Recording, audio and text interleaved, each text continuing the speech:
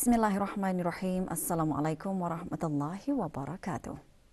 Sempena sambutan Hari Antarabangsa Orang Kelainan Upaya OKU 2022, Kementerian Kebudayaan Belia dan Sukan melalui Jabatan Pembangunan Masyarakat mengadakan pameran seni untuk semua. Pameran merupakan satu wadah bagi mempamerkan hasil seni kreatif orang kelainan upaya dengan kolaborasi gabungan hasil kreatif dari Pusat Bahagia dan persatuan-persatuan seperti Pusat Ihsan Al-Amirah Al-Hajah Mariam, Semata Brunei dan Lavida.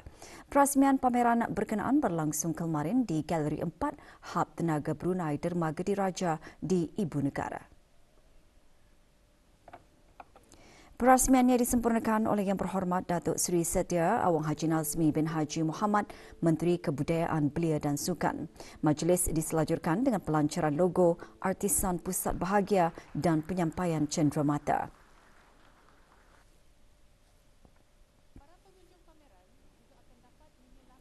Terdahulu dalam ucapan alu-aluan Dayang Hajah Nur Ashikin binti Haji Johari, Setiausaha Tetap Kemasyarakatan Kementerian Kebudayaan Belia dan Sukan, antara lain mengongsikan Kementerian Kebudayaan Belia dan Sukan menerusi Pusat Bahagia dengan kerjasama Dreammakers Enterprise telah melakar sejarah dengan pelancaran logo artisan Pusat Bahagia. Logo tersebut akan diguna pakai di setiap produk yang dihasilkan oleh Pusat Bahagia di keempat-empat daerah dan diharap akan menaik taraf imej produk OKU yang berkualiti.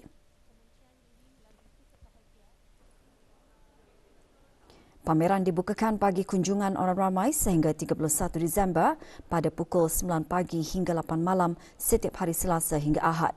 Manakala hari Jumaat dari pukul 2 petang hingga 8 malam. Pameran ditutup pada setiap hari Isnin.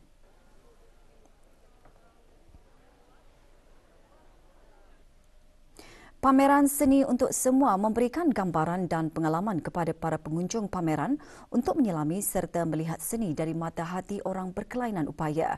Perkara tersebut dikongsikan oleh Ketua Bahagian Orang Kelainan Upaya OKU di Kementerian Kebudayaan Belia dan Sukan ketika ditemui RTB semasa perasmian pameran berkenaan. Karya yang ada kualiti tinggi dan macam mana penggunaan karya daripada karya seni OKU itu dapat digunakan menjadi produk. Jadi itulah yang kami cuba tunjukkan kepada orang ramai dan pengunjung-pengunjung galeri ini untuk melihat macam mana kesenian art itu adalah something yang is an advantage to golongan OKU di negara ini. Sementara Pengarah Urusan dan Kreatif Dreammakers Enterprise berkata, pemilihan reka bentuk, warna dan perkataan artisan bagi logo artisan Pusat Bahagia adalah untuk mengubah persepsi masyarakat tentang penghasilan produk OKU. We wanted to create a luxurious look and something that can compete on the international level, especially with barang-barang buatan daripada OKU ini, so it can compete on that level. So when you look at the logo, it's something different. Indah macam the basic logo. Hopefully this logo can reach that level and can help the Pusat Bahagia to achieve that. 45 pegawai menamatkan kursus staf pertengahan ISC 22-2022. Kursus selama 14 minggu itu bertujuan mengembangkan kemahiran profesional terutamanya dalam bidang kepimpinan dan pengurusan, pengajian strategik, komunikasi dan pembentangan serta fasa perancangan operasi bersama di peringkat ketiga-tiga unit Angkatan Tentera. Majlis penutupan kursus dan penyampaian sijil diadakan di Akademi Pertahanan Angkatan Bersenjata di Raja Brunei ABDB di Kampung Tanah Jambu. Berucap semasa majlis penutupan kursus, Brigadier Jeneral Datuk Seri Pahlawan Saiful Rizal bin Abdul Latif, pemangku pemerintah ABDB menekankan kepentingan pengetahuan dan kemahiran bagi menangani pelbagai cabaran persekitaran yang dinamik dan kontemporari. Majlis diteruskan dengan penyampaian sijil dan anugerah. Kapten Isaac Chia Jiali dari Angkatan Bersenjata Republik Singapura menerima anugerah peserta kursus terbaik keseluruhan dan anugerah Komander RBAF paper terbaik. Manakala anugerah servis paper terbaik diberikan kepada 944 Kapten Udara Muhammad Hazwan alias Abdul Hadi bin Husni dari Tentera Udara Diraja Brunei. Kursus yang bermula pada 5 September hingga 9 Disember itu disertai 40 pegawai ABDB, seorang pegawai pasukan polis Diraja Brunei dan 4 pegawai tentera dari Republik Indonesia, Malaysia, Republik Singapura dan Kerajaan Thailand.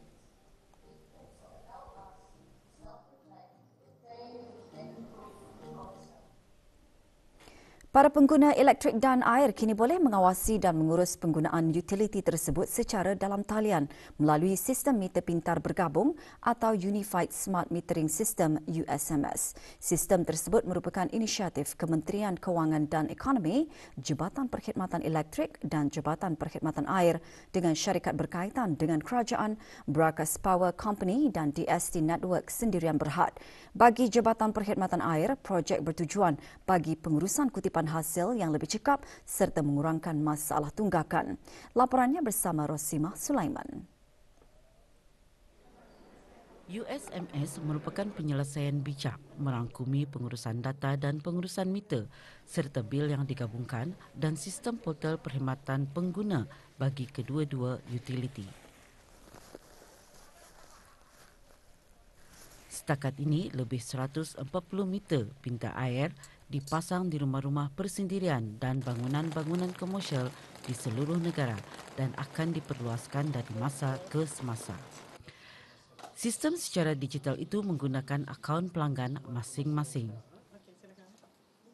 Pengguna boleh menyemak penggunaan air setiap 24 jam, menyemak baki kredit, tambah nilai melalui laman sesawang www.usms.com.bn ataupun aplikasi mudah alih USMS. Ini secara tidak langsung membolehkan pengguna untuk merancang dan sedikit sebanyak mengubah tabiat pemakaian air mengikut keperluan masing-masing. Sistem ini juga boleh mengesan meter pintar air yang diubah suai. Pelaksanaan projek USMS bukan sahaja mengurangkan perbelanjaan kerajaan tetapi juga bermatlamat bagi mencapai objektif Wawasan Brunei 2035 melalui transformasi digital dengan menjana pengurusan bekalan elektrik dan air yang lebih efisien. Laporan Rosimah Sulaiman untuk Berita RTV. Sementara itu, keupayaan sistem meter pintar bergabung USMS memberikan maklumat mengenai jumlah penggunaan elektrik dan air pada setiap masa dan membolehkan pengguna merancang serta mengubah tabiat penggunaan elektrik dan air dengan cekap mengikut keperluan masing-masing. Beberapa orang pengguna mengongsikan manfaat yang diraih daripada inisiatif tersebut. Kami senang, mudah dan menggunakan mobile saja, tidak payah ke kaunter. Begitulah juga penggunaan meter air ini. Sebab itulah saya lebih mahu menggunakannya. Dapat membantu memantau lagi penggunaan elektrik dan air sekaligus dalam 1 meter saja. Sebelum ini penyata bil dah perlu lagi ditunggu setiap hujung bulan. Orangnya senang untuk tani men-top up masa ni kalau menggunakan sistem yang baru ni.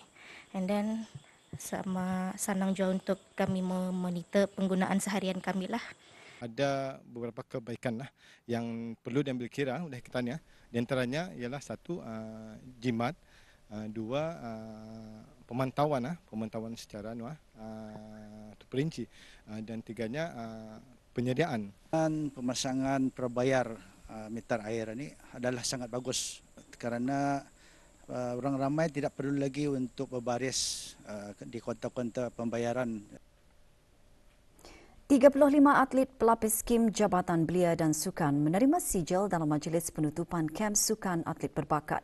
Majlis berlangsung kemarin di Outward Bound Brunei Darussalam, daerah Temburong.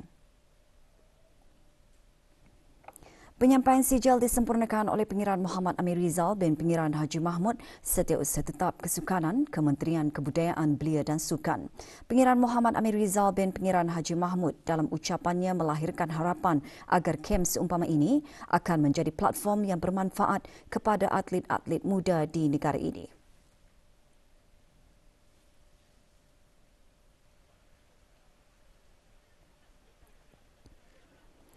Kem seumpamanya bukan sahaja membantu mempersiapkan para atlet dari segi fizikal, mental, rohani dan patriotisme, namun ia juga membantu membentuk mereka bekerjasama dalam satu pasukan.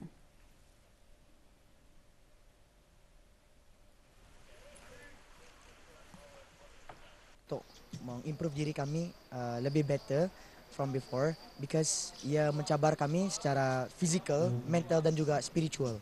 It was a very great experience actually because being out here, is very challenging. We can all still come together and put our minds together and work together to win the challenges or finish the task. Perkhemahan Youth Khalif Camp YCC dengan tema Warriors of the Youth memberi pendedahan awal kepada para belia yang ingin mengenali potensi diri serta membina asas-asas kepimpinan yang berguna di masa hadapan. Perkhemahan selama 4 hari itu berakhir dengan lebih 20 orang peserta perkhemahan menerima sijil kelmarin di Pusat Dakwah Islamiah. Dianjurkan oleh kumpulan belia Al-Jilul Fateh, para peserta mengikuti aktiviti kepimpinan secara berpasukan yang menjurus kepada pendedahan serta pendekatan para belia kepada suasana kehidupan di luar zon selesa. Melalui aktiviti tersebut, para belia berkemampuan untuk mengekspresikan diri kepada sesuatu yang lebih positif.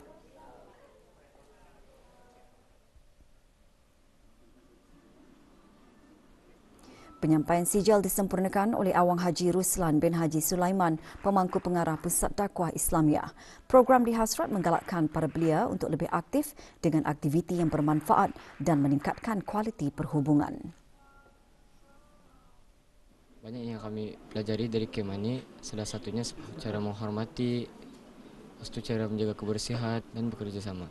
Saya diajar di sini untuk cara berkomunikasi, cara untuk menjadi sebagai seorang ketua.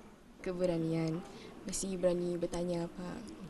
Lepas tu teamwork mesti ada. Banyak kesedaran diri kami, apa kekurangan kami. Kalau marah, mesti banyak bersalawat. Status harian normal baharu COVID-19. 2 kes berada dalam kategori 5 iaitu memerlukan rawatan di unit rawatan intensif ICU. Kementerian Kesihatan memaklumkan 492 kes dilaporkan sembuh.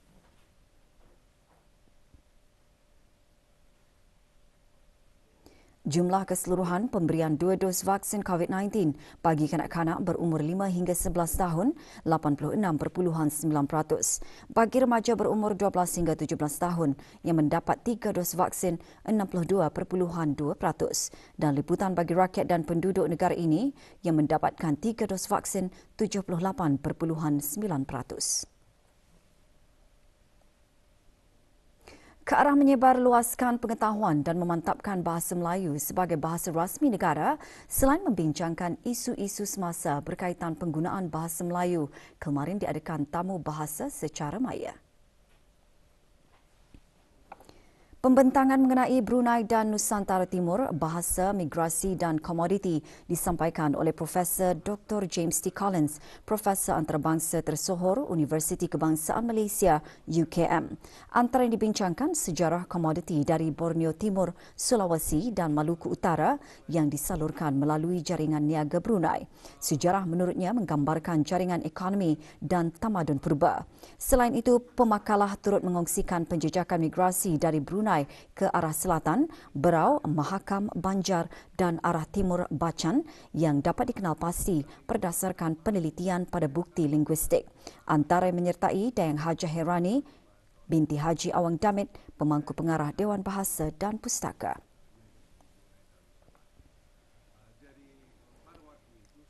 Sempena cuti persekolahan penggal ketiga, Kementerian Pendidikan melalui Pusat Keusahawanan Inovasi EIC akan menganjurkan EIC activities. Dengan tema kesedaran mengenai keusahawanan dan inovasi, sebanyak 10 aktiviti disediakan secara dalam talian. Aktiviti dibukakan kepada orang ramai dan para pelajar sekolah rendah, menengah, maktab, pusat tingkatan 6 dan institusi pengajian tinggi seluruh negara bermula 12 hingga 24 Disember.